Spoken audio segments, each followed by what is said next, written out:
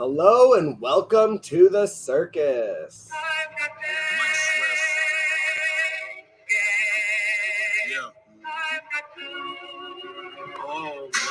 My game with the cinema, with the big picture, rhyme letters like the holy scriptures. Looking at the sky, got the scoop like the big dipper, white ripper, head ripper. I thought to kick it off like a slipper, cold flow like the winter master, like splinter net clipper. Proud to be the sinner, far from a beginner. Homemade like grandma's dinner, always fat, never getting thinner. Deep thinker, cheap drinker, deep seeker, deep eater, bass beater, smoking mics like cedar.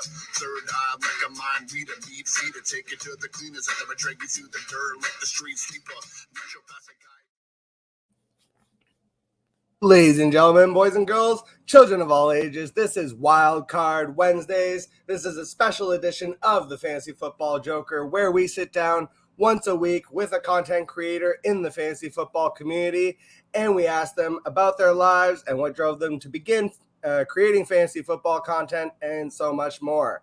Before we begin, please go join our community and become a content creator yourself. Or if you're just looking to interact directly with some fantasy experts or a joker, go sign up to FantasyFootballAdviceForum.com and use the promo code Joker420. You can get 10% off, get access to exclusive content, interact with myself and all of our great creators. And like I said before, you can become a content creator yourself and have a great platform to collaborate, promote your work. And as always, make sure that you like, subscribe, comment on this video. Today, we have a very special guest, Hutchinson Brown. What's up? What's up? How's it going, man? Very happy to have you on the show. Welcome. So we always start with the basics here. Tell us just about yourself and your work and where we can find you. So, I'm Hutchinson Brown. I'm a 17-year-old fantasy football content creator. I joined the industry about 2.5 years ago, and I'm really just a teenager trying to make his way in the fantasy football space. You can follow me on Twitter at HutchinsonB_FF, and it's pretty much my main social media. I don't really do social media anywhere else as of right now. I have a podcast with Luke Sawhook. He's another great content creator in the industry at Luke Sawhook on Twitter. If you follow him, we host a podcast together called Hooked on Fantasy. It's at pretty much anywhere you get your podcast. We started that recently. And I do work with football guys. I'm going to be appearing more on their YouTube channel soon. I write with Dynasty League Football, otherwise known as DLF. I've got a Patreon. The link is in my bio on Twitter. And yeah, that's pretty much it. I'm all over the place in the fantasy football industry. And I'm really just a teenager trying to make his way in the fantasy football space. And I've been doing this for about 2.5 years, and it's been a wonderful experience. Man, so you are just crushing it and so young too. You kind of remind me of Tyler Bate and Pete Dunne. So those for like wrestling heads. These are guys that like started in the ring like they were like 12 years old. So like by the time that they were like 18, they were like full-time on the road professionals, like with 6 years under their belt. And so you're basically got a similar story with like, so how'd you start in fantasy football at 15? Not a lot of 15-year-olds are just, I think it's catching on more nowadays, but when I was 15, like I was still like playing on the high school team. I didn't even know fantasy really existed back then. Yeah, I didn't start fantasy content creation until about 2.5 years ago, but I started playing fantasy when I was like, I think my first year in fantasy football is actually really intriguing. It's a really interesting one.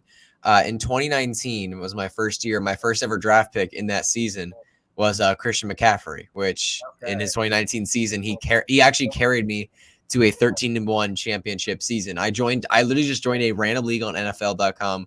I had no clue who the people were in the league because I had no friends who wanted to play fantasy with me.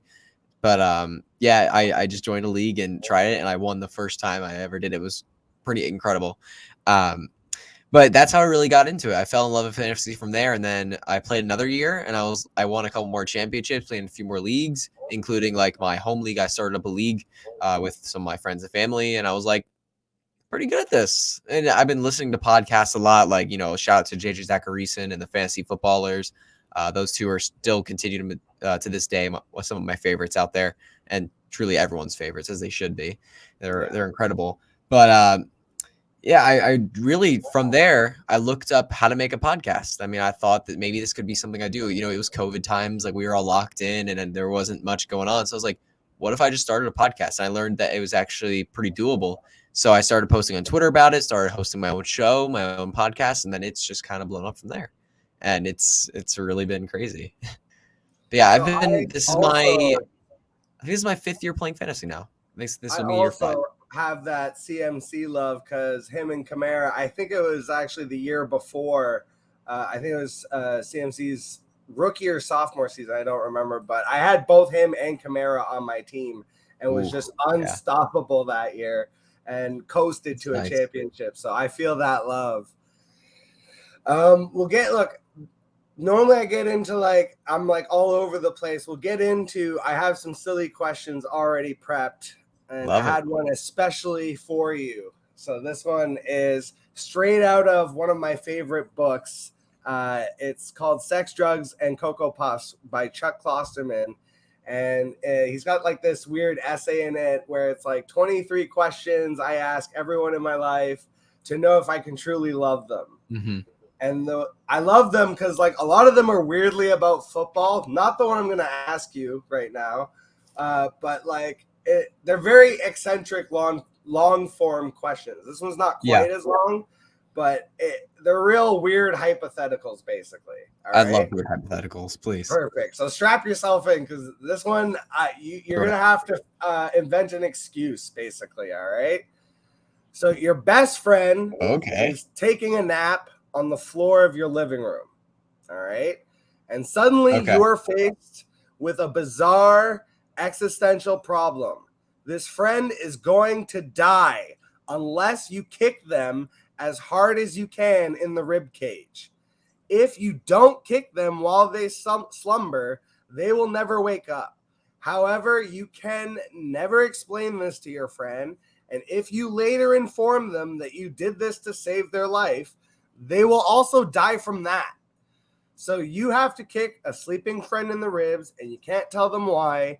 Since you cannot tell your friend the truth, what excuse will you fabricate to explain this seemingly inexplicable attack? I would just say, I would just say that someone paid me to do it. I would say I was texting with a friend and they said $10 if you kick him in the ribs and wake him up. $10. Easy. That's easy money. I'll do that all day to any of my friends. Sorry, friends, but yeah, if someone offers me $10, I would give you $20 to not kick me. What are you talking about? If someone offers, sorry to any of my friends. If someone offers me $10 while you're sleeping, you're getting kicked. Sorry. So I've had a long time to think about this. I think I would go with the Home Alone excuse, right? There's a big ass spider on you, and I had no choice. I freaked out. I didn't want to touch it, but I also didn't want to leave it on you. I fucking kicked the damn thing, but I kicked you instead because I'm an idiot, and I'm so sorry. You say that tripped and fell, and yeah, I think tripped and fell, but the tripped and fell one is you almost have to really fall and take damage and make it look good for how hard you got to kick this person in the ribs. Yeah. Right? Yeah. So, that's fun though. Easy question, but I always ask everybody basically what is the inspiration? What gets you on the grind? And I think with you especially, it's so what's the dream? Are you trying to take this as far as being an analyst on ESPN or what's the deal with that? I really just want to find. I didn't really when I started the fantasy football, all the content creation. I didn't think this would become something that big for me. I really just thought of it as a fun hobby I could do. I love football. I love fantasy sports. Why not try this out? And it's really become something where, I want to make a full-time career out of this. I want to try. Behind the scenes, kind of something that not many people know. I actually almost got offered a full-time job not too long ago, like a full-time job in the industry. I was close, but didn't get there. But probably because I'm a senior in high school this year, it's just too much for me. I can't do it. But it was very close to being a full-time job. But that's really my goal. I want to get there, and I really think I can get there. So I'm going to keep pushing, keep grinding, keep going for it. That's part of why I wanted to have you on is I think obviously there's a difference in ages, but just we're in different places where it's with this, I'm very much an idiot. The reason I took the fantasy joker moniker is because I'm not an expert. I'm not an analyst. I'm not trying to make this like a full-time gig. I'm trying to do my silly fantasy wrestling promos and like dumb parodies and shit because I just want to amuse myself. But like I always say, and I've said this, I think on every show, I'll probably say it on every show, surround yourself with people smarter than you. And not always just smarter, but like grinders and workers and people on the come up, as opposed to people stagnating. And so when I see guys like you and like what you're doing with Luke, like, you know, that shit is an inspiration to other people. And I think like it's great that like, you know, you have those aspirations that you're like driving towards. And you said like you're a senior in high school, you have the whole world in front of you. And this leads into my next question because like I where it's like, and I do this too. I have a tendency in my life where I'm like too negative. And so I've like flipped that to where I'm like, look, there's enough fucking negativity online. My Twitter persona, even though I chose the Joker, ironically enough, I'm going to be like relentlessly optimistic and positive. And like, if I get haters and shit, like I'm just going to literally like joke with them and until it flips or I'll just walk away.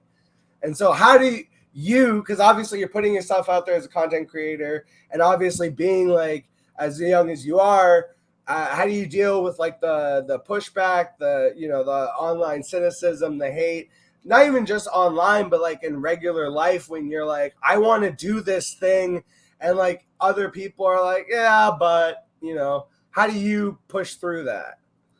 So really, like when I'm on Twitter, I actually had like I can get into it. I actually had a recent incident today where, because usually on Twitter I'm a very like positive force. Like I really just try to be positive. I shout people out all the time. Like I really just want to be a positive force because that's like I like on Twitter. Because here's the thing: when you're doing fantasy football content creation, like when you're doing content creation in general, I love Jack the way you put it. You want to be yourself. I know like you're sticking true to yourself, Jack. Like you have your thoughts about how you want to do this, and that's great. I have my thoughts about how I want to do this, and that's great. Like you just be yourself and have fun with it. If you're not having fun with it, you're not passionate about it, you're never gonna make it anyway. So I just love being yourself, and I've wanted to be that, and I really like I genuinely like just want to be a positive force in this industry. There's enough, as you said, there's enough hatred on social media. But I actually ran into an incident with it today where, you know, obviously, look, I like to be positive. I also like to joke a little bit. You know, I like to joke around a little bit, maybe make a sarcastic comment here or two, like, you know, just be joking around. And I made a joke at a wrong time. There was a reporter who was talking about the Jordan Addison stuff. And he didn't post a source because he was like the first on it. And I made a joke questioning his sources, and that was a really bad choice. And I sincerely regret it so much. And I wish I could take it back. And I tweeted out publicly, I apologize for him because I really wish I could take it back because his sources ended up being right. He ended up being right with it because Jordan Addison absolutely did speed. But anyways, like really like, and I got a lot of pushback from that. There was a lot of people like commenting like that I'm an idiot and you know, when I get comments like that, because I get comments like that all the time, especially because I'm younger, like people think I'm just an idiot kid who doesn't know what he's doing, and that's fine. You can think that, that's cool. I was like when I think about it, I'm like, you know, some like sorry, I've rambled a lot, but the way I look at this, the way I look at it is, in order to have people that really like you and that really follow you and that really enjoy you, you're gonna have to have people that don't like you. If you try to stay in the middle, make everyone happy, you're gonna make no one happy. So I'm okay with some people not liking me. There are plenty of podcasts out there. There are plenty of content creators out there. If you don't like me, that's fine. Go find somebody else. You're cool. It's all good. So anyone who hates on my stuff out there, anyone who really just trolls me, you really have no effect. I really like, if someone has real constructive criticism for me, I will very much listen. I will absolutely listen. Constructive criticism, I love it. And I always want to get better because I mean, I have a lot of years to grow and get better at this. It's really my goal. I really want to get better with this. So if you have really constructive criticism for me, you can absolutely reach out. But if you're just trying to troll me, it's not. This is made of steel right here. You're not getting through. I think it's easy for people to be flippant about something like age, where it's like you can look at it from the perspective of an experience, but then I like to look at it from the perspective of a fresh perspective, quite literally. And like, I remember that feeling of frustration when I was younger too, of like, yeah, I might be 17, 18, but I'm not a complete idiot. Like I know what I'm talking about. So it's like there's validity, I think, to listening and like valuing the next generation as opposed to, oh, you're young, you don't know what you're talking about. And so on that, I'm like working on a long form article, and I wasn't even sure if I was going to bring this question up because it's kind of heavy, but I really wanted to get your perspective on it, being that you are younger and like of the next generation. And it's kind of a doozy, but like, so I'm working on, and it's very loose right now. So let's just work with me on this. All right. Okay. It's a loose analogy of the running back situation in the NFL, right? Okay. So obviously we have this situation where the running backs are not being paid to what they're worth. And I think there's obviously like the instant argument, and I've been arguing, I've had my trolls and my pushback on this argument of pay the running backs because of the idea that you can just cobble together any two, mid-tier to lower tier running backs in terms of pay rate and have like a winning team. And it's like, I think like, it's like, okay, it's fine that you think that, but you're ignoring the fact that almost every single one of those teams had a top 5 elite quarterback, like carrying the offense. So you didn't need a running back.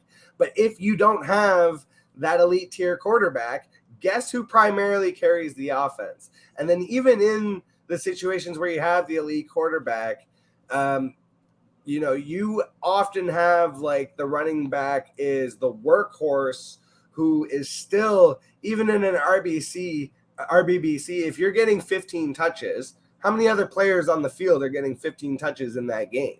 So there's still a disparity in the amount of work being produced, how that has an effect on the game plan, how that has effect on time clock management, how that has an effect on, the face of the franchise and how it's an exciting skill position and how it's appealing to the general fan and that kind of thing. So it's how does that relate then to, I guess, the larger problem in America, whether that's in the USA or in Canada, of the pay disparity between when you start talking about, you look at CEOs and even in a lot of places, managers and supervisors compared to the workers that are like, at the end of the day, the workers carry the business. Without workers, like they're the ones putting in your 60, 70 hours. They're the ones like grinding, actually getting your stuff out and like making sure that the business is rolling. Without that workforce, you've got nothing. And there's like, especially in jobs where it's like teachers and nurses and like that kind of thing, where it's like, and then you look at the pay disparity of like a teacher versus a principal at a private school, a nurse versus a doctor. It's like, so I guess my larger point is like, where, I guess, do you see that going in the future? If you were in charge, what do you think maybe would be some of the actionable steps that you would see as being able to be taken? And like, I guess like, because ultimately it is going to fall on your generation. It's kind of shitty, but it's like, it's going to fall on you guys to fix these problems. Because like me, I had my chance and now I've got kids and I'm in the bubble and I'm fucked. Like if at the end of the day, I'm going to pick my kids over everything else. So it's like, it's on you. And when I say you, I mean like, so my brother's 11 years younger than I am. So I'm 33, he's 22. So it's like, he's much closer to you in age than he is to me. And it's like, I have a lot of these discussions in the same way with him. And so I just was curious to get like, I know it's like a kind of like a big, I'm asking you to basically write an essay, but Yeah. In a nutshell, if you want to speak on just like that situation of like the running backs and then how it compares to, like I said, the pay gap situation in America as a whole. Yeah, so specifically focusing on the running backs, I'll connect it to the bigger picture later. But the running back position, it's really, really interesting because it's not, you were explaining it well. Because it's not the highest value position in the NFL. It really isn't. It's an easy position to learn. It's an easy position to replace. And it's not a position that's high priority because you see tons of teams making Super Bowls without them. To be fair to your point, there's a lot of elite quarterbacks going to the Super Bowl. But it really, like, our league is becoming a passing league. Like, before like 20, 30, 40 years ago, like running backs were everything. Like running backs were the stars. Running backs were the team. Running backs were the faces of franchises. But now it's quarterbacks and wide receivers. These are the guys that are running franchises. These are guys that are making the money. And it's just how it goes. And as a result, running backs are being pushed way down. But what's also a problem is that a running back's prime years are basically over by the time their rookie contract is done. That is the biggest problem of them all. Because after the rookie contract, including and you can include a franchise tag in that, sometimes you get a fifth-year option in that, most rookie contracts are over by the time the running back is like 24, 25 years old. And a running back's end of their career, if they've taken a decent sized workload, 27, 28, if they're lucky, and haven't gotten through major injuries, 27, 28 years old, like that's it. And then you're done. Yeah, like, I think you look at players like Derrick Henry and Austin Eckler, and those These are guys are actually good more of outliers. No, they're outliers. Those are the They're huge exception outliers. to the rule, right? And Yeah. people are like, well, like they look at like a guy like a Derrick Henry. It's like, and even Derrick Henry, you forget like when he came into the league, he was still having to compete with DeMarco Murray. He didn't get laden with 300 touches right off. Yeah, he was really like, it's been the last 4 years that he's had 300 plus touches each year. If he would stayed healthy 2 years ago, he would have had 300 plus touches again, but he didn't stay healthy. He had a foot injury 2 years ago. But the disparity too with a guy like Eckler, where it's like, so now you're not even just talking about that he's carrying the workload as the running back, but he's also like in the receiving game. Exactly, 70 to 80 receptions. It's like when he has more receptions than half the receivers in the league, but is getting paid less than like, the wide receiver 2 on, some whatever team that's like not in the playoffs like that. That's weird, what I mean by like there should be, and it comes down to the CBA and how they have to negotiate that in the future. So it's going to be a long time before they fix it. Yeah. The problem is that you just can't give a handicap to a position. Like, it's just, that would be really unfair to the rest of the league to be able to do that. It would just be really, really tough. Honestly, what my suggestion would be, I saw a video made by Robert Griffin earlier today, and he actually did a really good job explaining it. Like, if you make rookie contracts 3 years long and kind of just get rid of franchise tags, like running backs are able to get into their like when a running back's rookie contract ends, they're going to be entering like the prime years of their career, which is like 23 to 26 years old. That's like the running back prime, like 23, 26. Like those are the years where you're a little bit more golden for fantasy, a little bit more golden as terms of an NFL player. And if your rookie contract ends around there, you're going to be able to get some bank. Sure, I mean, now that's a passing league. Running backs will always be a little bit undervalued. It's just like how the kicker and punter position are. They're just undervalued because they're not as valued on a team. Like, it's a very replaceable position. And that's how it's always going to be. I don't think there's going to be anything we can really do to change the value of the running back position. It's just, sadly, I think it might only get worse from here. But you can shorten rookie contracts, and you can eliminate franchise tags, and you can eliminate some tough things against NFL players to help the running back positions get paid a little bit more and earlier too. Well, I mean, and you have like just the idea of like a salary cap that exists in the first place is like artificially suppressing player salaries. Yeah. So it's like everything ultimately comes back to the owners, but it's like, that's the same problem. It's like when you look at getting back to, again, the larger issue and how that relates is when you do end up connecting all the dots, it always ends up going back to the owners. Yeah. And like to connect this all to like, working staff and things like that. I mean, I'm a person who I worked as a cashier for a while, and now I'm a server. And honestly, like, you're right. Like, it's really like you guys carry like the store. If you guys weren't there, it'd be a real problem. Like, it'd be a huge problem that if you weren't there running the store, like, it'd be a massive deal. So I honestly think that workers are definitely underpaid. I think minimum wage should be raised in most places. Like, there are most places where minimum wage isn't $10, and I think that's crazy. $10 an hour, I think that's crazy. I think minimum wage should be definitely higher than that. But here's the thing as well to argue with that is that those kind of workers are pretty like replaceable. Like, being a cashier is not a skilled job. Like, it's not something you need tons of skill to do. It is something you have to learn, it's something you have to develop, but it is also not something you have the skill to do. So I don't like, here's the thing. Here's what I'll say. I don't think you should be able to make a career out of being a cashier. Right? Like, does that make sense? I would disagree. I think because I've worked that job. I've been in that job, and you don't it's like you don't end up being just a cashier. When you're a cashier, yeah, you can do other things. Yeah. You're doing other things, but it's like if it was as simple as like I ring the groceries and like, there's no customer service and especially like some store, there's levels, there's obviously levels too, but like a lot of stores are like, you need to like have like a high level of customer service, and you need to help the person bag, and then as soon as there's no people in line, you need to be running around the store doing this. It's like, some places are a little unfair with it. Jobs are jobs. Like, I think if you have a job, like, you can treat it as a career. And it's like, I think it's unfair also to like,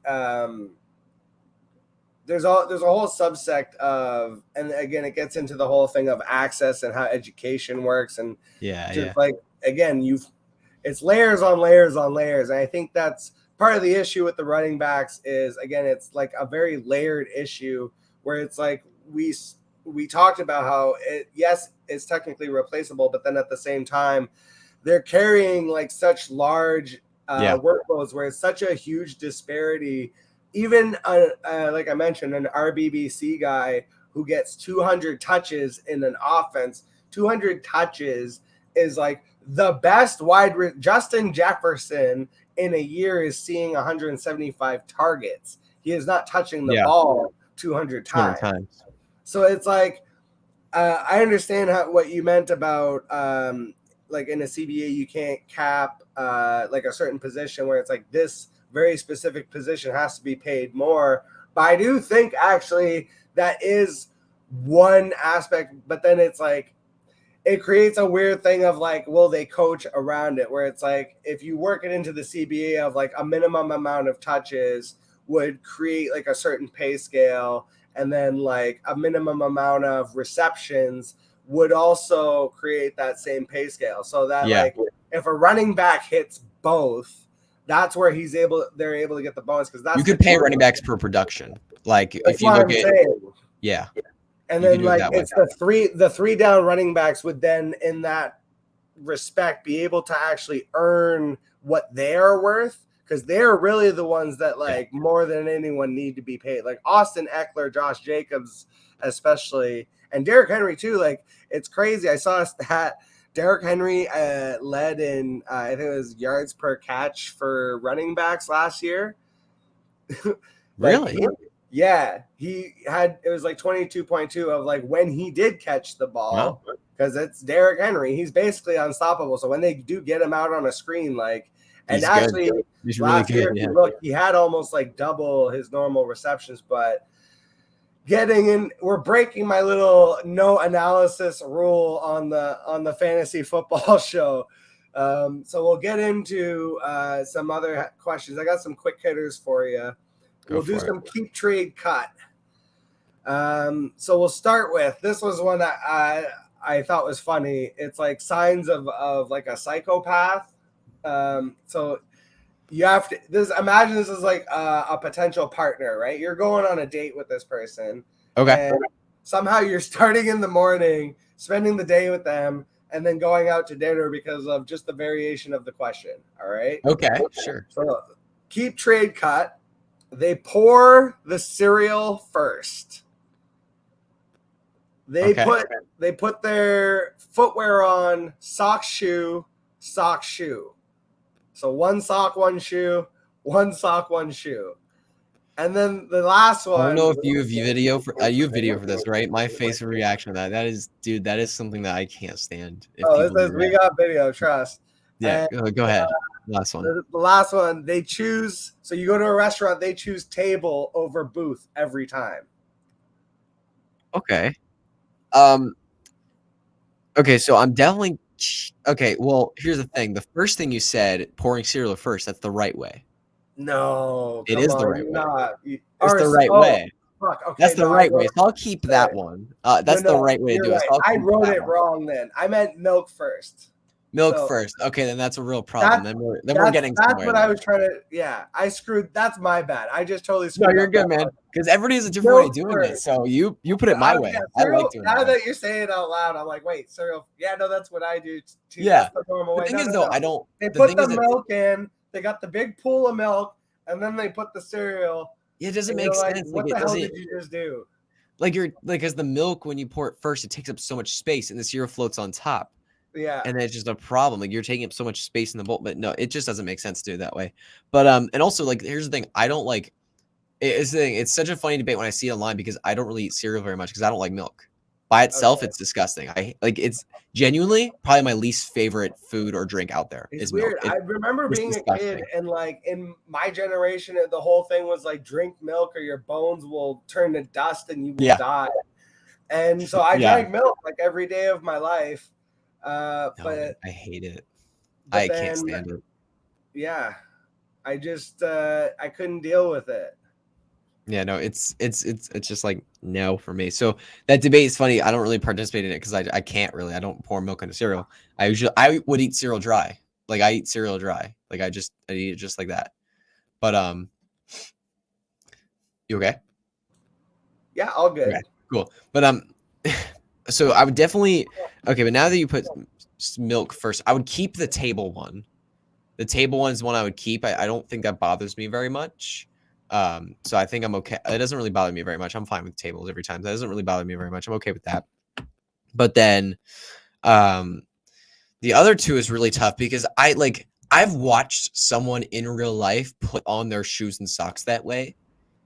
And I was like, I saw it for the first time and I was so like disgusted. I was like, why on earth could you ever think of doing that? Why? It just makes no sense to look at someone's feet, one completed sock shoe and one completely barefoot is the stupidest thing I've ever seen in my entire life. I don't understand it, but I think I'd have to cut that one and trade the milk before cereal because that the sock shoe one I can't. Like that is one of my biggest pet peeves. Yeah, is people who do that. It makes no sense. No, that I've never personally seen it in my life, but I would definitely like do a double take of like, what the hell is this? Yeah, like exactly. That's exactly what you do. Yeah. Mentally too, I'd be like, thank God they're putting their shit on to leave because they're never coming back in my house again. Exactly. All right. Perfect. Next one. So we'll stay on the same trend. This is a person that you're potentially gonna be like dating. They're rude in public to staff, especially. Oh, that's a red flag. Right away, like, that's a big red flag. Yeah, but let me hit you with even worse. You don't do that. I literally added this to the question because last time I asked this, it was too easy. So let me hit you with the next one. Okay. Hygiene problems. Okay. Yeah, they stank. It's not good. And then the last one is they're super basic, like they're boring. They're just They're just like basic bitches. Like they're just like my favorite. When you're like, what's your favorite rock band? They're like Blink-182. Yeah, that one's cut. There's no way. I'm actually dating a girl right now who is so far the opposite of that. It's really great, and I can't imagine. I'm not like that. I'm like with like friends, with family. Like, I'm like very like outgoing, like crazy, and just like all over the place. Dating someone who's like basic and boring, I just couldn't do it. I can't do that. That would bother the heck out of me. I have to cut that. I have to. I hate the other two so much, but I have to cut that one. That is just awful. I can't do that. I Oh can't man. date someone basic and boring. It just I've no. It's never just a had no the to me. stinky one, but it only happened to me one time in my life where I was with a girl and we were at Harvey's. So Harvey's is like, I don't think you guys have that there. It's like a fast food Harvey's? restaurant. Yeah, no. Hardee's? Harvey's. Harvey's. Oh, Yeah, yeah, like no. Harvey Dent. Yeah, Yeah, no. no. So Where are you at? Because we're in PA. this is up in Canada. Oh, okay, yeah, gotcha. Oh, yeah. You said that. You said that before we recorded. Yeah, Canada. So Harvey's is basically a burger. It's like a fast food burger place, but it's a little Gotcha. bit like Subway where they make the burger in front of you. Oh, that's So, like, actually kind of cool.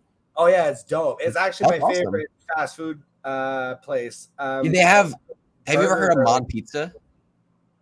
Do you know Do they have Mod what? Pizza? Do you know Mod No. Pizza? Okay, because they basically do the same thing. They make pizza in front of you. You can order your own thing. Okay. They have all the toppings. It's so cool. But yeah, anyways, Oh please yeah, that continue. is cool. Well, so it's kind of that concept, but like it's fast food, so That's it's great. like really quick and everything. I love that. I'm there with like it was like me and like my buddy and his girl, and I was just starting to like kind of see his girl's best friend. Okay. And so it's like one of those like we're just like kind of starting out things, and we're at this Harvey's, and the girl behind the counter is like doing her thing, making the burgers and shit. And the girl I'm with says, you could smile more. And I just was like, yeah, my immediate reaction was like, and I'm not the type to like not say anything. I immediately looked at her and I was like, do that. I wouldn't smile either if I had to serve someone like you. What are you talking about? No. Who raised you? I don't if someone for real, if someone did that to me, like I haven't I've literally I haven't gone out with like that many people. I've literally dated one other person besides the girl I'm dating now. Like I haven't gone on many dates. But like if I can't imagine on a first date seeing that happen and wanting to go on a second date with that person. Like I can't imagine it. It's just like because working as a cashier, I saw some horrific people. Like there were some horrific people that did horrific things. It's called like, I got completely like destroyed from somebody who I don't know if I want to get into it, but they assumed something about me that really was not true at all, and they just went off on me, called me all types of slurs and names, and it was so bad. Like it was horrifically bad. But rougher in person. I worked in, and I was like face to face with this dude. It was bad. Yeah, that's always like I've done customer service and sales for a long time in my life, and a lot of it I did like on the phone, but in person is another level of different thing, man. Because you can say all the crap you want over a phone or like social media over your phone. Like you can say whatever. And you see them in person, you won't say the same things, but in person, it's scary. It's that's kind of my problem actually. Is I will. That's like it's one of like my biggest problems in my life. Is like I am like, and this is why I've like tried very hard, like I said, to be the opposite online. Because in my regular life, probably my biggest problem, and I've always said my biggest flaws are I'm angry and I'm lazy. It's like my two biggest things. Bill Burr does this bit where he talks about how his wife asks, like, why are you always like, how are you always at 100? Like, how are you always going from 0 to 100? He's like, you don't get it, baby. I'm idling at 70. It's already like going the whole time in my head, and it's like little things set me off. And the biggest thing for me is like I don't really care like what people say or think, but what people do really like. Man, I can't be in public and watching people act wrong. Like it just everything drives me nuts that way. Mm-hmm. And it's weird because it's like in other ways I'm so loose and like don't care and like so like for example with the fantasy, like and again going back to the other part of the reason besides that obviously like with the show I'm like kind of an idiot with it. I'm kind of the same way with my fantasy where it's like I'm definitely heart before head. I pick guys just based on their name sometimes because I just like to make dumb jokes. I'll take Will Lutz as my kicker just so I can be like, you want to get Lutz? Let's get Lutz. dumb shit like that sells me on Love it. guys all the time. I And love so it. like, that's my personality bleeding into my fantasy playing style. And so this is one question I love to ask. Do you recognize aspects of your own personality that bleed into your fantasy playing style? So an example would be like a guy who's really frugal would be like the dude that sends like those shitty 3-for-1 trades all the time, right? So like, do you see aspects of yourself that kind of like you're like, oh shit, like part of the reason I assess players or make decisions that I do is because like at the end of the day, I am who I am, and it's your personality comes out in your playing. What would be some of those aspects that you recognize in yourself? That's a really good question. I think the first thing that immediately jumped in my mind is like in real life, I'm very I'm very first off like matter of fact. Like I'll tell you how it is. I mean, obviously, like I'm not completely oblivious, but I'm usually a pretty straightforward person, and I make decisions pretty quickly, and I make them like 100-0. There's not much gray area to me. I usually just make a decision, and that's my decision, right? And that comes with me in fantasy football a lot. Like there's usually when I am doing a player take and I'm doing all the research and looking at the numbers, I'm usually like, okay, this is where I lean. And this is why. And this is why I think that way. And I usually it's very rare that I get convinced the other way.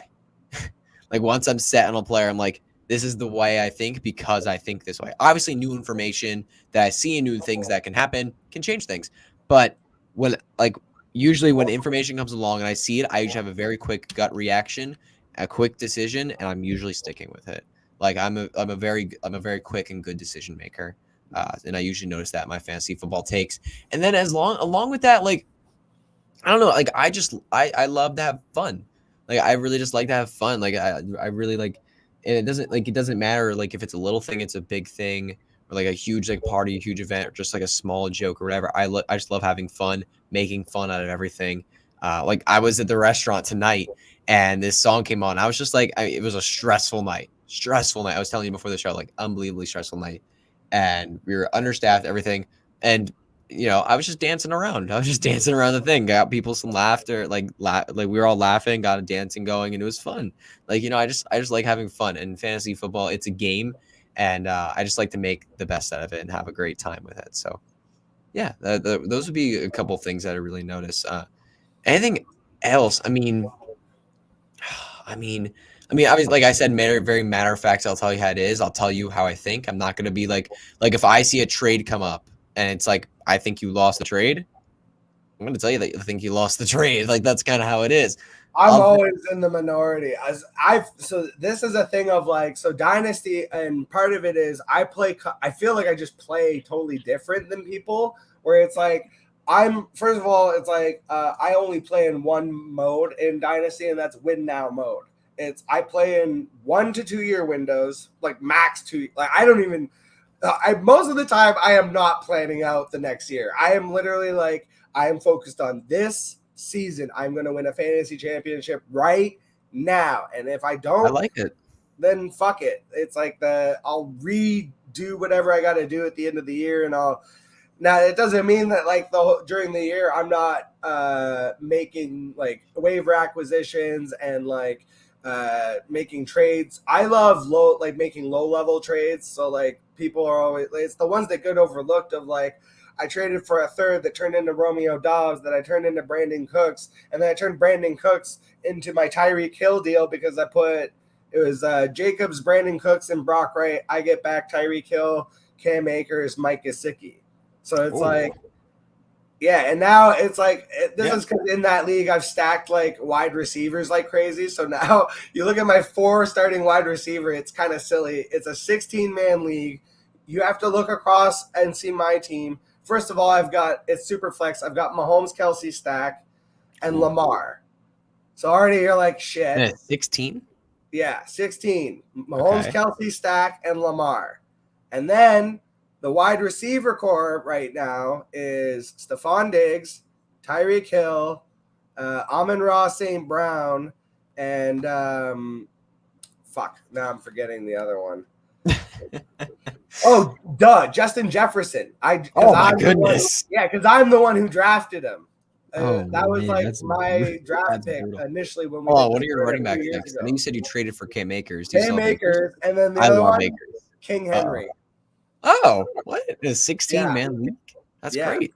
So last Who year I has that? traded for Derrick Henry. That trade, like, it was almost I almost like I don't like talking about it because I feel bad for the other manager because I feel like I fleeced them so bad. But it was Derrick Henry for Rashad Penny and Keenan Allen, just straight up. Yeah, it's like, again, it's like, not good. I mean, people loved Rashad Penny. Was it right after his breakout? But I was like, this is easy. Yeah. I'm like, and I do this all the time. I just entered a dynasty league and I made trades. People were like, you lost that trade. And I'm like, no, I didn't. Because I traded for the best player in the trade. And that's all I care about at the end of the day. Mm-hmm. When I traded for Mahomes in this league, I was told it was an overpay. I sent Debo, Mark Andrews, Chris Carson, and Matt Ryan at the time, which was like in 2021. So they were all decent, right? Yeah. And then I got back Brandon. It was funny because I got Brandon Cooks, who I traded away and then for at some point. But like it was like Brandon Cooks, Ronald Jones, like some other jabroni tight end that didn't matter, and Patrick Mahomes. I was just like, I'm getting Mahomes. I'm doing 4 for 1 for Mahomes because it's super flex.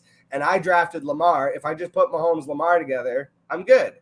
And then I traded Calvin Ridley a first and a third for Travis Kelce to put that stack, and I've had that for 2 years.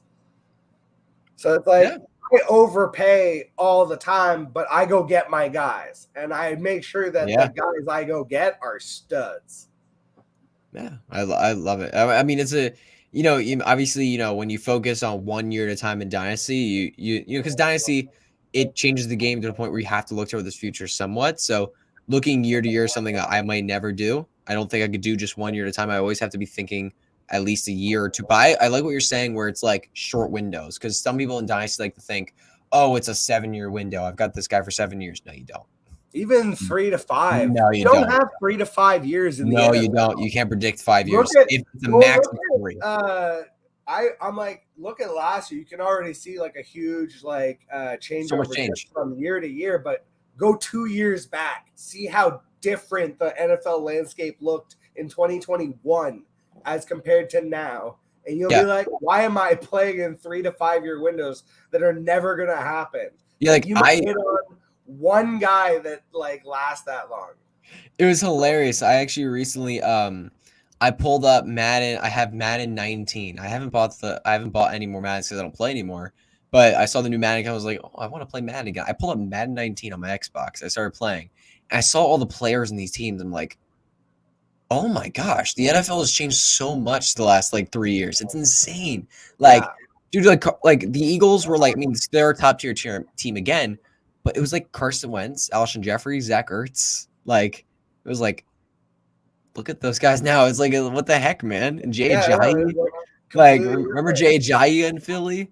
It was just absolutely insane to see this, and it was just like, wow, this is so insane. That's why I'm saying it changes so drastically from year to year, and then when you talk about 2 to 3 years, it's like it's a different league practically half the time. You've got out of hundreds of players on those rosters, 10 to 20 are maybe not 10 to 20, but 10 to 20%, of the league are actual holdovers where it's they are both on the same team and still good. You know what I mean? Yeah, you don't always. Not everybody is. Not everybody's Tom Brady or out here having 10-year running backs. We talked about earlier. Their careers. The running backs. Their careers are so short, man. They're so short. They're just done so quickly. So yeah, in Dynasty, you just can't look further than a 3-year window with somebody. You just can't look further than that. You gotta look at your team and say, what can my team do within the next 2-3 years, and then go from there. That's really how. That's the same in life too. In life, you even have to shorten the window because it's I think it's easy to get stuck on. This is my 5-year plan. This is my 10-year plan, and it's listen, you make plans and life laughs in your face. It's live in the moment and enjoy the moment kind of thing. And I think the same goes for not just it's like Dynasty, but even getting back to something you said where it's like this is a game that is supposed to be fun. And I rely on people who are analytical because they drive the statistical content that we all rely on, but I'm never going to be the person that is ever like creating that or like making my decisions or living and dying by that. I hit on Jamal Williams last year because of Hard Knocks, because I was like, that's a heart and soul guy where it's like, I know that the team's going to lean on him because of what he represents to the chemistry. And it's like, that is an intangible that just like goes above and beyond, and it goes to like team values. And so again, getting into like, a bit more of like a long form, what are like some values, I guess, that you would have in your regular life that are really important to you, but then also bleed into, again, your fantasy football playing style? Wow. I mean, like some moral values. Yeah.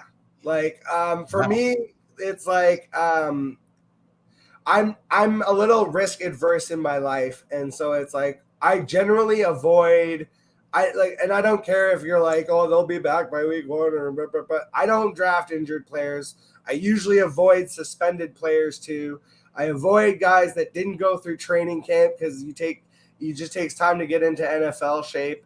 Like I want to avoid the risk of like, this guy's not going to be there for me for the first half of the season, because it's like, I love these people that are like, let me stash all these guys on my roster and then eat fucking 6 weeks of L's and then look up and be 0-6 and wonder why. And then like my team starts doing good at the end. And I'm like, if you had just not taken those guys that took so long to get on the field.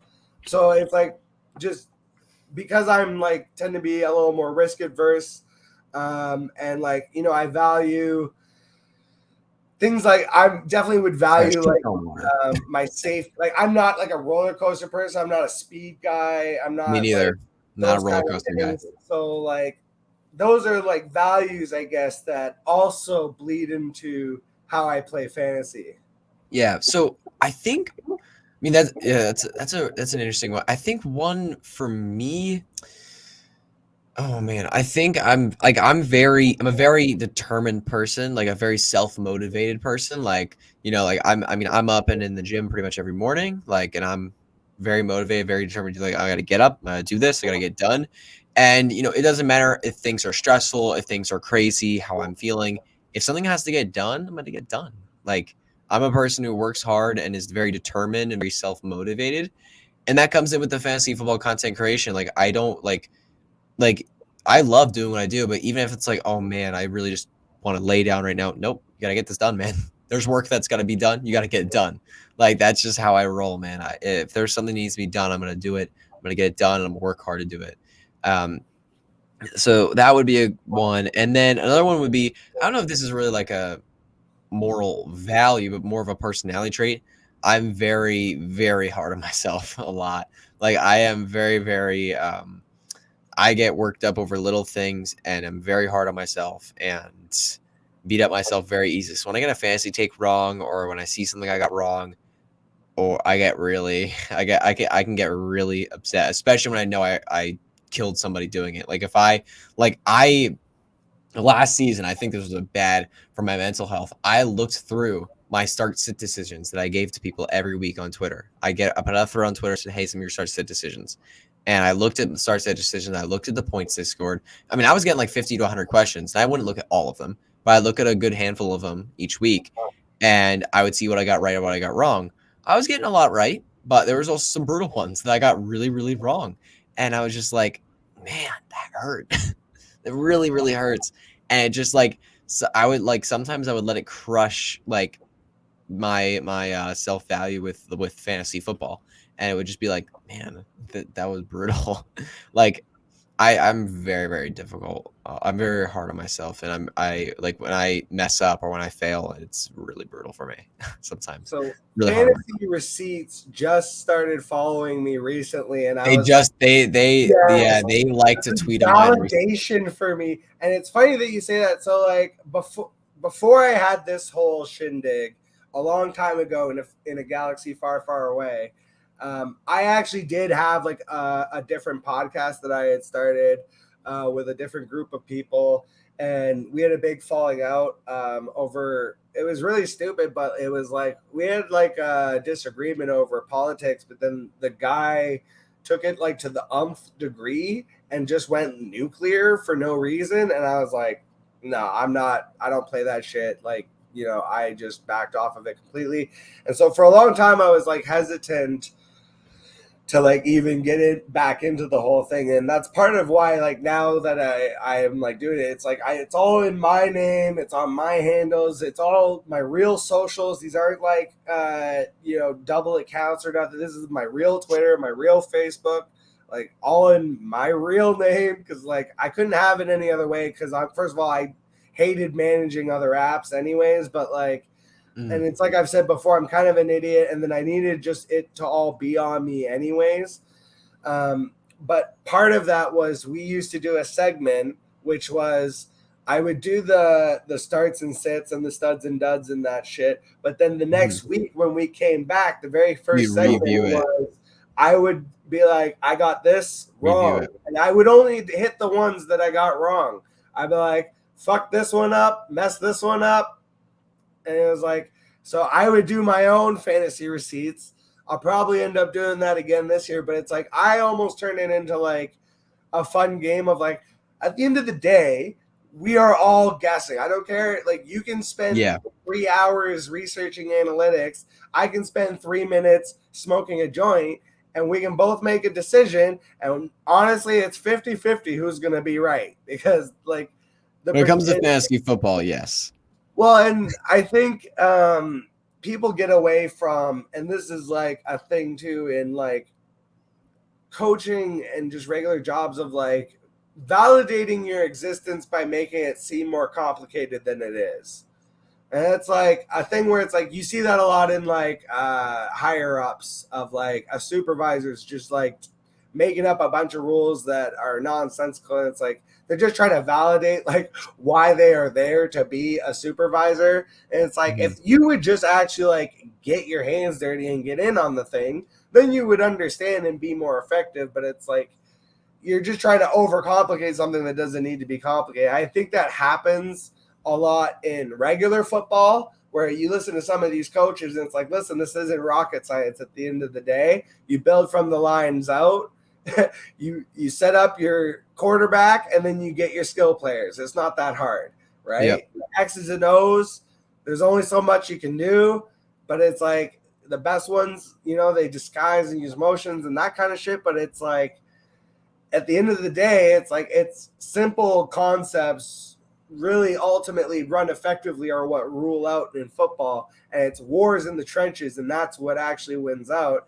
I think in life is the same thing, of like, you win out in the trenches. It's not trying to overcomplicate and make things bigger than it is. And fantasy often is the same way. It's like, what are the good teams? Who has the best offensive lines? What are the good coaches? And then when you're looking at the bad teams, it's like, who's getting the volume? It's pretty much, that's it. Yeah. So we'll wrap things up. I've got one more silly question for you, and then we'll get you on your way here. So, defying all expectations, a group of Scottish marine biologists capture a live Loch Ness monster. In an almost unbelievable coincidence, though, a bear hunter shoots a Sasquatch in the thigh, thereby allowing zoologists to take the furry monster into captivity. These events happen on the same afternoon. That evening, Joe Biden announces he may have thyroid cancer and will undergo a biopsy later that week. You are the front page editor of the New York Times. What do you play as the biggest story? Oh man. I mean, here's the thing. Like if you were going to like the thing is between the Sasquatch and the Loch Ness monster, it's basically a coin flip. Like I could like if I was going to pick a monster, I basically flip a coin and say, "All right, I don't know about which one is more important." Like I mean, it really doesn't like make a huge difference to me because they're both kind of the same kind of story. I honestly, if I was I mean, I think the more important story to write about would probably be about the president because he's the president of the United States, and it's just like, I mean, come on, he's the president of the United States. But I would want to write about I'd probably choose the Loch Ness monster. I would want to write about the Loch Ness monster. I think that was what I want to do, but at the end of the day, I think I'd probably choose writing about the president. I think it would get more attention, and I honestly, even though the Loch Ness monster is a crazy thing, I think the president would get more attention. It's funny because I feel like for me, I would have gone Sam Squanch because it's like it's the same idea of like, to your point that the president is like a huge deal because it's the president, and so it's a very localized story, which by demographics and logic is the correct choice, and it's the analytical choice. I think Sam Squanch, similarly, being that it's like a North American phenomenon specifically, would be like, because Loch Ness is cool as shit, but people are like, oh, that's all like that's in Scotland. That's like it's far away. There's like it's removed in a sense. Whereas like Sasquatch is like, oh, that's right in my backyard. They found that where? Like, are there more? Like there True. Loch Ness is more like a mystery. But I think at the end of the day, you made the right decision to run the story about the president. Yeah. The president, because it's not just a national thing or like a one specific area, it's global. Like the president of the United States is going to break news everywhere. Like it's the president. It's the leader of a massive country in our world. Like it's going to break waves everywhere. All right. So we'll get into the final question here. Go for it.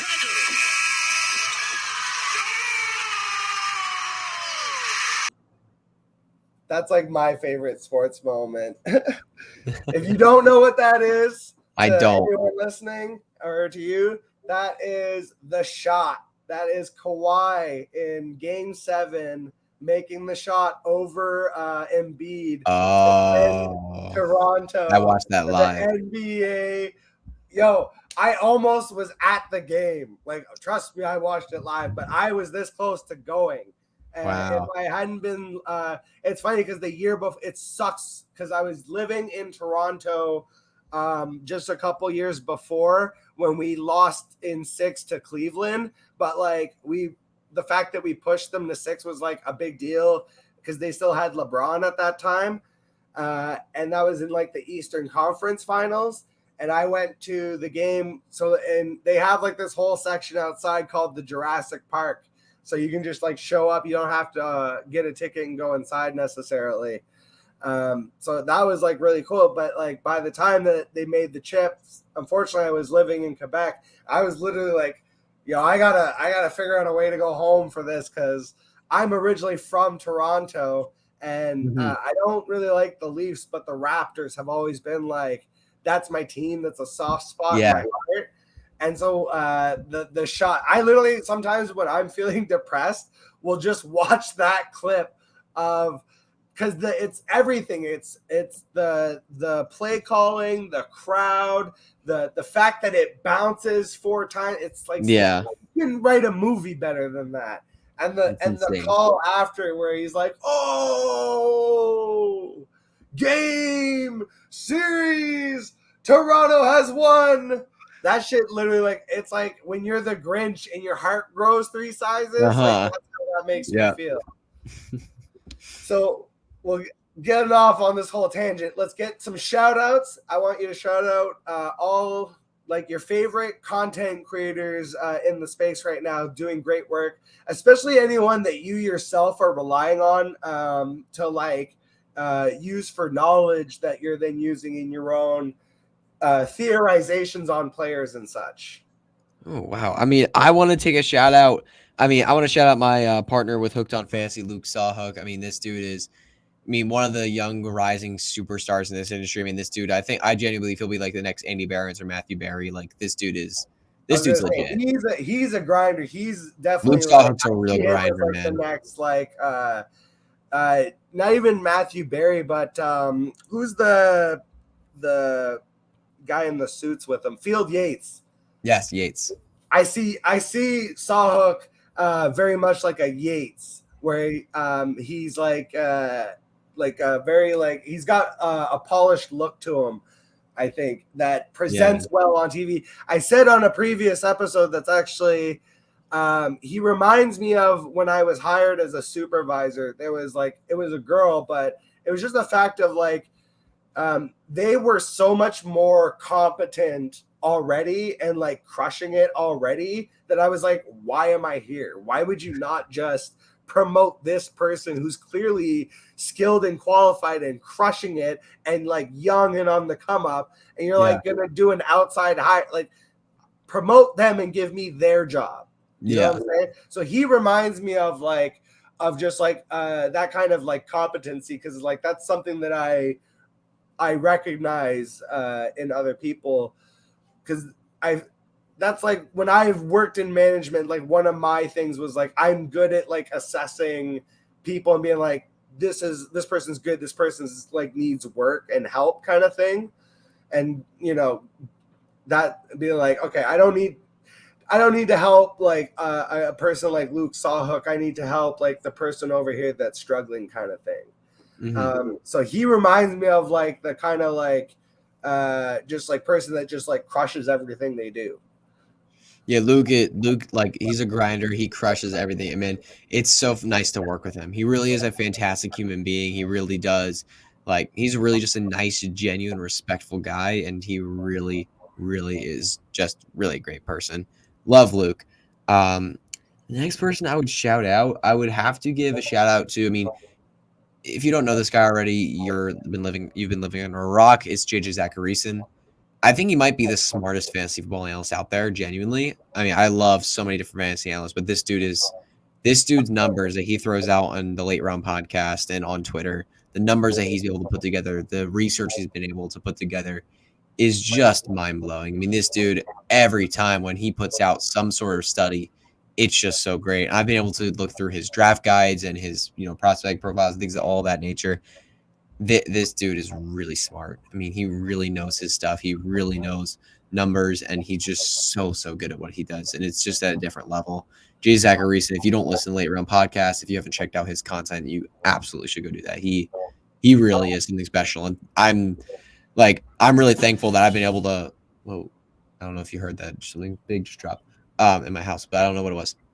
Anyway, I've been very thankful that I've been able to have him on my own show, on my own podcast, and talk with him. I've been able to. We follow each other on Twitter. We interact a bunch, and he's gonna be at the Expo this year, and we've talked about meeting each other, and it's gonna be really fun. I'm sad that I can't get to the Expo this year. It just the timing for me sucked. Where it's like, so I recently was married, and I was in Iowa to get that done because that's where my wife is from, and it's like. So that was just like, but it was also because I was picking up my new dog. So I have a mini husky. Nice. And it was like a twofer. I had to go do all that. But our actual ceremony is still happening in October, which is going to be in my hometown of Sault Ste. Marie. So I'm born and raised in Toronto, but Sault Ste. Marie is where I spent basically like all of my teenage years, basically from like 13 to 21.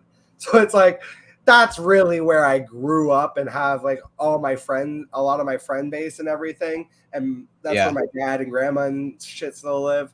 So we're going up there in October. So it's like, I just took time off. I still have to take more time off. And unfortunately, it's like the Expo just kind of fell in between of that, where it's like this year I was like, damn, I can't make it. But next year I'm going to be there. So, yeah, I've been there the past couple of years. It's really it's an amazing experience. You're close by, right? You live in you live in New York, if I'm not mistaken? PA. I used to live in New York for a while, but PA now. So it's about a 6-hour drive. Okay, we're about close though. Yeah, decently close. Like, I know some people who drove 10, 12 hours to get out here. We have to drive 6. But it's genuinely, like, especially last year, like, it was a lot bigger last year because a lot more fans joined in. Like, it was so ridiculous. I had because in the first year I went, I had a lot of analysts recognize me because I'm the only teenager there. Mm-hmm. Like, I'm the only kid there, and people come up to me, recognizing me, and asking me like, "Hey, you're Hutchinson, right? You're that kid." And I'm like, "Yeah." But this year, this past year is really interesting. I actually had a lot of fans come up to me, and one fan in particular, like literally almost brought me to tears. It was unbelievable. It was his father and son, and I don't know if you've seen Jack, but me and my dad, we do this DFS showdown I've gotten him into fantasy football and gotten him into football ever since I've started doing this. Like he wasn't into football at all, really. I've gotten him into it, and he now plays in like 3 fantasy leagues with me, even a dynasty league, which is really fun. But anyway, me and him have started doing it together, and this guy and his son came out to me, and they were like, we listen to your show every time it comes out, we listen to it together, and we follow your stuff on Twitter, and we love following you, and we love following the relationship between you and your dad. And I almost cried. It was unbelievable to hear that, and it was really, really, really, really humbling. It was so cool to hear that. Sorry, yeah. No, that's what it's about. That honestly is like it really meant a lot to hear. That is it really meant a lot. Yeah, football is one of those things that brings families together. Like my dad, he could never get into the fantasy side of it. I tried with him. It's fair. Yeah, some people it's not for some people. Yeah, but the actual he's hardcore Steelers fan. Watches every game. Like he's like the old school football fan of like he watches his team. He watches every game every Sunday. It's like he knows all about he's got the Steelers on lockdown. He knows what's going on with the team. It was funny because like me and him used to bitch about how they had not traded Ben Roethlisberger for so long. And it's like for the longest time, because my dad is like really old school, and like for the longest time, that was like the one thing that we bonded over. And it's like now that I'm an adult, like I've pushed more where we've had like deeper conversations about life, politics, and everything in between, so that I could like really get to know my father. But like when you're young, it can be hard sometimes to have those conversations when they're still like they want to be your friend and respect you, but at the same time they're still trying to raise you. And so there's like a weird line of like by the time you get to like 25 and 30, and it's like now it's like I've got my own kid, so it's like it becomes a whole different relationship, almost of like a father to another father. But it's just like, when you connect on sports for so long, it's like that's how 90% of male bonding goes. Is like, so it's like that's to me like the most beautiful thing about sports and about fantasy is just like the community and the connectivity. Yeah, like we have like a whole home league. Like me and my dad, we started a home league where it's like friends and family from our neighborhood, and we all got together last year, and we were able to do a draft at my house, and this year we're gonna do the same thing, and a live draft. It's gonna be awesome. But yeah, it just brings us all together, keeps us a little bit more connected. It's really, really nice. But yeah, seeing that father, I mean, I had plenty of fans come up to me and say, I love your work, you do amazing stuff, and the fact that you're this young, it's fantastic. Like dude, I even met, like, it was so hilarious. I met, who Pat Fitzmaurice is? Pat Fitzmaurice? No, he's a big analyst with Fantasy Pros, like one of the biggest guys on their podcasting feed. Like he's really, really good with them. And his icon on Twitter, I never watched their YouTube. I listen to Fantasy Pros podcast all the time. I never watched their YouTube. And his icon is a Game of Thrones character. So I didn't know who he was.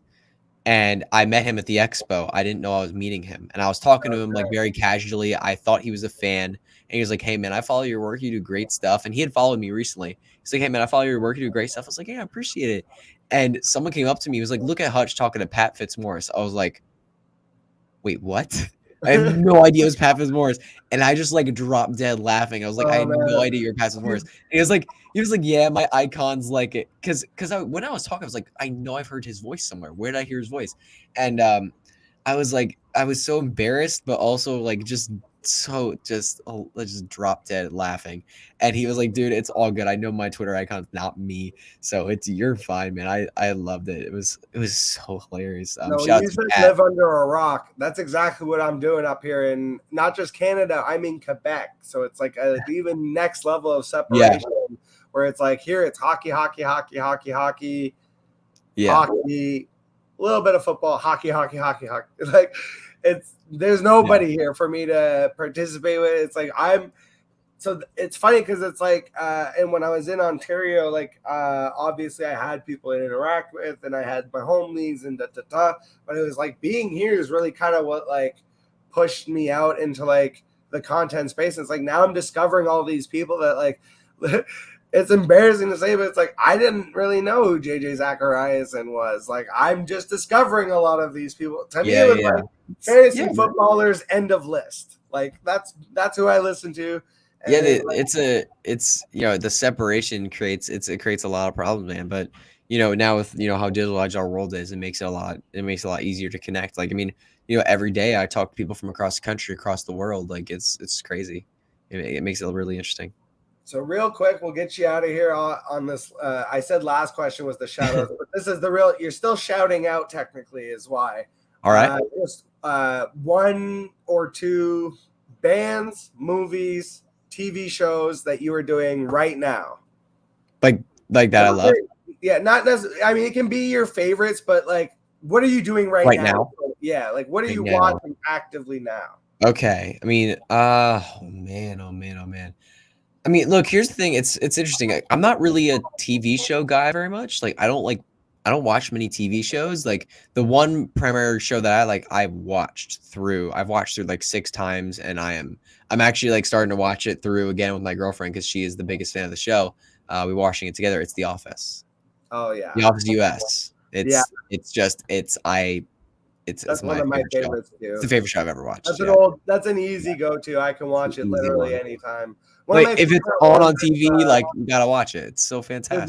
There's the episode on Beach Day, and there's this one scene where the Survivor Beach Day kind of thing. What? Creed is out. Bratton.